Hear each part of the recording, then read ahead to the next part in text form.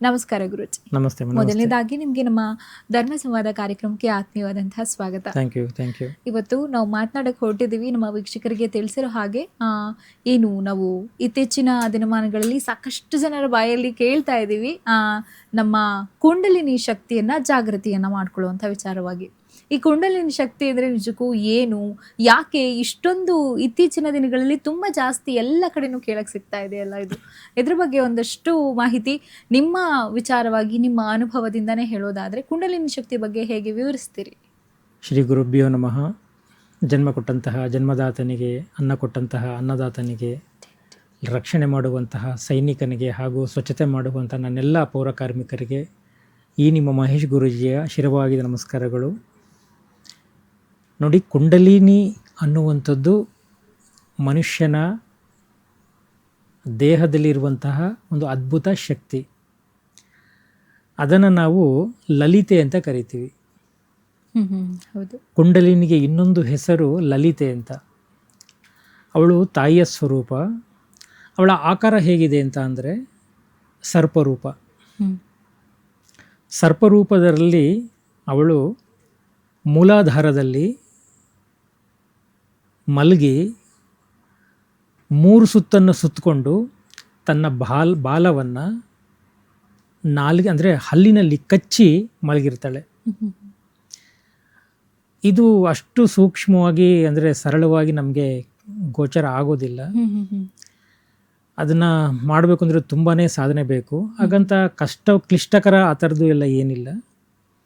ಸರಳವಾಗಿ ಸಹಜವಾಗಿ ಅಭ್ಯಾಸಗಳು ಮಾಡ್ತಾ ಹೋದರೆ ಕುಂಡಲಿನಿ ಪ್ರತಿಯೊಬ್ಬ ಮನುಷ್ಯನಿಗೂ ಜಾಗೃತಿ ಆಗುತ್ತೆ, ಇಲ್ಲ ಅಂತಲ್ಲ. ಆ ಕುಂಡಲಿನಲ್ಲಿ ಈ ಕುಂಡಲಿನಿ ವಿಚಾರ ಮಾತಾಡೋದಕ್ಕಿಂತ ಮುಂಚೆ ನಮ್ಮ ದೇಹ ಹೇಗೆ ರಚನೆಯಾಗಿದೆ, ಅದರ ಏನು ಒಳ ಹೊರಗೆಲ್ಲ ಏನೇನು ಅವಯವಗಳಲ್ಲಿ ಏನೇನು ಶಕ್ತಿಗಳು ಕೆಲಸ ಮಾಡ್ತಾ ಇದೆ, ಇದ್ರ ಬಗ್ಗೆ ಸ್ವಲ್ಪ ನಾವು ತಿಳ್ಕೊಳ್ಳೋದಾದರೆ ನೋಡಿ, ಪ್ರಾಣ, ಅಪಾನ, ವ್ಯಾನ, ಉದಾನ, ಸಮಾನ ಅಂತ ಈ 5 ಶಕ್ತಿಗಳು ನಮ್ಮಲ್ಲಿದೆ. ಈ 5 ಶಕ್ತಿಗಳನ್ನು ಪಂಚಪ್ರಾಣಗಳು ಅಂತ ಕರಿತೇವೆ. ಈ ಪಂಚಪ್ರಾಣಗಳ ಜೊತೆಗೆ ಮತ್ತೆ 5 ಉಪ ಪಂಚಪ್ರಾಣಗಳಿದೆ. ಅವು ಯಾವಪ್ಪ ಅಂತ ಅಂದರೆ ನಾಗ, ಕೂರ್ಮ, ಕ್ರಿಕರ, ದೇವದತ್ತ ಮತ್ತು ಧನಂಜಯ ಅಂತ. ಎಷ್ಟು ಜನಕ್ಕೆ ಗೊತ್ತಿದೆ? ಅದನ್ನೇ ಹೇಳಕ್ ಹೊರಟಿದ್ದೆ. ಈ ಎಲ್ಲ ಮಾತುಗಳು ನಮಗೆ ಪಂಚಪ್ರಾಣಗಳು ಅನ್ನೋದು ಗೊತ್ತಿದೆ, ಅದು ಯಾವುಗಳು ಅನ್ನೋದ್ರ ಬಗ್ಗೆ ಅಷ್ಟು ಜ್ಞಾನ ಇಲ್ಲ, ಅರಿವಿಲ್ಲ. ಅದರಲ್ಲಿ ಉಪ ಪಂಚಪ್ರಾಣಗಳ ಬಗ್ಗೆ ನೀವು ಹೇಳಿರೋ ಆ ಪದಗಳನ್ನೇ ಕೇಳಿರ್ಲಿಲ್ಲ. ಹೌದು, ಹಾಗಾಗಿ ಬೇಕಾದಷ್ಟು ವಿಚಾರಗಳು ಈ ಕುಂಡಲಿನಲ್ಲಿ ತಿಳ್ಕೊಳ್ತಾ ಹೋಗ್ಬೋದು. ಅದ್ರ ನೋಡಿ, ಅದರಲ್ಲೂ ಸಹ ನಾವು ಮನುಷ್ಯನಿಗೆ 72,000 ನಾಡಿಗಳಿದೆ ಅಂತ ಹೇಳ್ತಾರೆ. ಅದರಲ್ಲೂ 14 ನಾಡಿಗಳನ್ನ ಮುಖ್ಯವಾಗಿ ಪರಿಗಣಿಸಿದರೆ ಅದರಲ್ಲೂ 3 ಮುಖ್ಯವಾಗಿ ಇಡ, ಪಿಂಗಳ ಮತ್ತು ಸುಷುಮ್ನವನ್ನು ತಗೊಳ್ತೀವಿ. ಇಡ, ಪಿಂಗಳ ಎಡ ಬಲದಲ್ಲಿ ಕೆಲಸ ಮಾಡಿದ್ರೆ ಪಿಂಗಳ ನೇರವಾಗಿ ಸುಷುಪ್ತಿಯನ್ನು ತಲುಪುವಂಥದ್ದು. ಹಾಗಾಗಿ ಸುಷುಮ್ನ ತುಂಬಾ ಕೆಲಸ ಮಾಡುತ್ತೆ. ಈ ಸುಷುಮ್ನ ನಾಡಿಯನ್ನು ಅರಿದುಕೊಳ್ಳೋದು ಅಷ್ಟು ಸುಲಭದ ಮಾತಲ್ಲ. ಇವೆಲ್ಲ ಹೇಗೆ ನಮಗೆ ಜಾಗೃತಿ ಆಗುತ್ತೆ ಅಂದರೆ, ಕೆಲವು ಜನಕ್ಕೆ ನಾವು ಕುಂಡಲಿನೆಲ್ಲ ನಾವು ಕೇಳಿದಾಗ ನನಗೆ ಅದು ಜಾಗೃತಿ ಆಯಿತು, ಹಾಗಾಯಿತು, ಹೀಗಾಯಿತು ಅಂತಾರೆ. ಒಂದು ನೇರವಾಗಿ ಒಂದು ಸಲಕ್ಕೆ ಎಷ್ಟೋ ಜನಕ್ಕೆಲ್ಲ ಆಗೋದಿಲ್ಲ.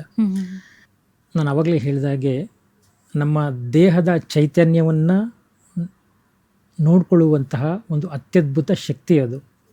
ಆ ಚೈತನ್ಯ ನಮಗೆ ಅರ್ಥ ಆಗಬೇಕು ಅಂದರೆ ಬೇಕಾದಷ್ಟು ಮಾರ್ಗಗಳಿದೆ.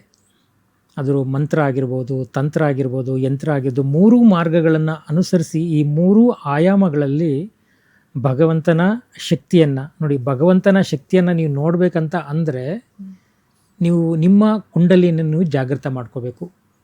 ಹೌದು, ಈ ಕುಂಡಲಿಯೆಲ್ಲ ಜಾಗೃತಿ ಆದರೆ ಏನಾಗುತ್ತೆ, ಹೇಗಾಗುತ್ತೆ ಅಂದರೆ, ಈ ಕುಂಡಲಿನಿ ಜಾಗೃತ ಆಗಬೇಕು ಅಂದರೆ ಸೌಂಡ್ ಥೆರಪಿ ಅಂತ ಕರೀತಾರೆ. ಅಂದರೆ ಮಂತ್ರಶಕ್ತಿಗಳು ಪ್ಲಸ್ ಅಗ್ನಿ ಅಂದರೆ ಬೆಂಕಿಯ ಶಕ್ತಿ, ಅಂದರೆ ಶಾಖದ ಶಕ್ತಿಯೂ ಸಹ ಬೇಕು.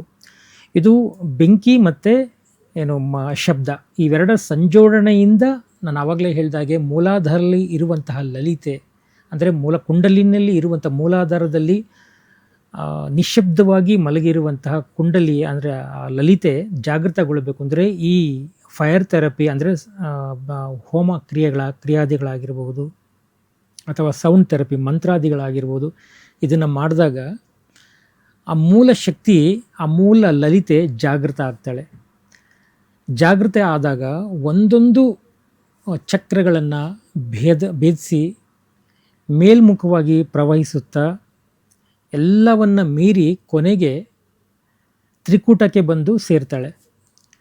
ತ್ರಿಕೂಟ ಅಂದರೆ ಯಾವುದು ಅಂದರೆ ಎರಡು ಕಣ್ಣುಗಳ ಎರಡು ಹುಬ್ಬು, ಹಣೆಯ ಹುಬ್ಬಿನ ಭಾಗದ ಭ್ರೂಮಧ್ಯ ಅಂತ ಕರೀತಾರೆ. ಆ ಭ್ರೂಮಧ್ಯವನ್ನೇ ಆಜ್ಞಾಚಕ್ರ ಅಂತ ಕರೀತಾರೆ. ಈ ಆಜ್ಞಾಚಕ್ರದಲ್ಲಿ ಇಡ, ಪಿಂಗಳ ಮತ್ತು ಸುಷುಮ್ನ ಸೇರುವಂಥ ಜಾಗ, ಇದನ್ನು ತ್ರಿಕೂಟ ಅಂತಲೂ ಸಹ ಕರೀತಾರೆ. ಈ ತ್ರಿಕೂಟದಲ್ಲಿ ನೀವು ಆ ಶಕ್ತಿ ಅಂದರೆ ಆ ಶಕ್ತಿ ಏನಿದೆ ಸಂಚಲನ ಆಗಿ ತನ್ನ ಬಿಡುಗಡೆಯನ್ನು ಹೊಂದುತ್ತಾ ಹೋಗುತ್ತೆ. ಹೇಗೆ ಬಿಡುಗಡೆ ಹೇಗಿದ್ರೆ ಮೂಲಾಧಾರದಲ್ಲಿ ಬಂದಂತಹ ಶಕ್ತಿ ಸ್ವಾಧಿಷ್ಠಾನ, ಅನಾಹತ ಇವೆಲ್ಲ ಬಂದು ವಿಶುದ್ಧಕ್ಕೆ ಬಂದು ಅಲ್ಲಿಂದ ಮತ್ತೆ ಮುಂದೆ ಬಂದು ತ್ರಿಕೂಟಕ್ಕೆ ಸೇರಿ ತ್ರಿಕೂಟದಿಂದ ಭೇದ ಆಗಿ ಆಚೆ ಹೋಗಬೇಕಂತ ಅಂದರೆ ಇದು ನಾನು ಹೇಳುವಷ್ಟು ಸುಲಭ ಸಾಧ್ಯದ ಮಾತೇನಲ್ಲ. ಹಾಗಂತ ಕಷ್ಟನೂ ಏನಿಲ್ಲ. ಇದೆಲ್ಲ ನಮ್ಮ ಸಾಧನೆಯ ಮೇಲೆ ನಿರ್ಧಾರವಾಗಿರುತ್ತೆ. ಅತೀಂದ್ರಿಯ ಜಗತ್ತಲ್ಲಿ ಇರುವಂಥ ಅತೀಂದ್ರಿಯ ಶಕ್ತಿಗಳು ನಿಮಗೆ ಕಾಣಬೇಕು ಅಂದರೆ ಮೊದಲು ಕುಂಡಲಿನಿ ಜಾಗೃತ ಆಗಬೇಕು. ಕುಂಡಲಿನಿ ನಮ್ಗೆ ಅರ್ಥ ಆಗದೇ ಇದ್ದರೆ, ಆ ಕುಂಡಲಿನಿ ಜಾಗೃತ ಆಗದೇ ಇದ್ದರೆ ನಾವು ಯಾರು ಅಂತಲೇ ನಮ್ಗೆ ಅರ್ಥ ಆಗೋದಿಲ್ಲ. ನಾವು ದೈವತ್ವವನ್ನು ಹುಡುಕಬೇಕು ಅಂದರೆ ನಿಮಗೆ ನೀವು ಯಾರು ಅಂತ ಗೊತ್ತಾಗಬೇಕು. ನಿಮಗೆ ನೀವು ಯಾರು ಅಂತ ಗೊತ್ತಾಗಬೇಕಾದ್ರೆ ನಮ್ಮಲ್ಲಿ ಎಷ್ಟು ಶಕ್ತಿ ಇದೆ ಇದು ನಮಗೆಲ್ಲ ಗೊತ್ತಾಗಬೇಕು ಅಂದರೆ ಕುಂಡಲಿನಿಯ ಶಕ್ತಿಗೆ ನಾವು ಹೋಗಲೇಬೇಕು. ಇದು ಪ್ರತಿಯೊಬ್ಬ ಜೀವರಾಶಿಗಳಲ್ಲಿಯೂ ಸಹ ಇರುತ್ತೆ. ಕೇವಲ ಮನುಷ್ಯನಿಗೆ ಇರುತ್ತಾ? ಹಾಗೆಲ್ಲ ಇಲ್ಲ. ಬೇಕಾದಷ್ಟು ನಮ್ಮ ಜೀವರಾಶಿಗಳೆಲ್ಲ ಎಲ್ಲರಿಗೂ ಅದರೇ ಆದಂಥ ತತ್ವ, ವಿಭಿನ್ನ ರೂಪ, ಅದನ್ನೆಲ್ಲ ತಗೊಂಡು ಎಲ್ಲ ಪ್ರತಿಯೊಬ್ಬರಿಗೂ ಸಹ ಈ ಚಕ್ರಗಳ ಶಕ್ತಿ ಇದ್ದೇ ಇರುತ್ತೆ. ಕುಂಡಲಿನಿ ಎಲ್ಲ ಜೀವರಾಶಿಗಳು ಭಗವಂತ ಮಾಡಿದ್ದಾನೆ. ಆದರೂ ಅದರದೇ ಆದ ರೀತಿಯಲ್ಲಿ ಅದು ಸರಿ ಮಾಡ್ಕೊಂಡಿರುತ್ತೆ. ನಾವು ನಮ್ಮದೇ ಆದ ರೀತಿಯಲ್ಲಿ ನಾವು ಕಂಡುಕೊಳ್ತಾ ಇದ್ದೀವಿ ಅಷ್ಟೇ.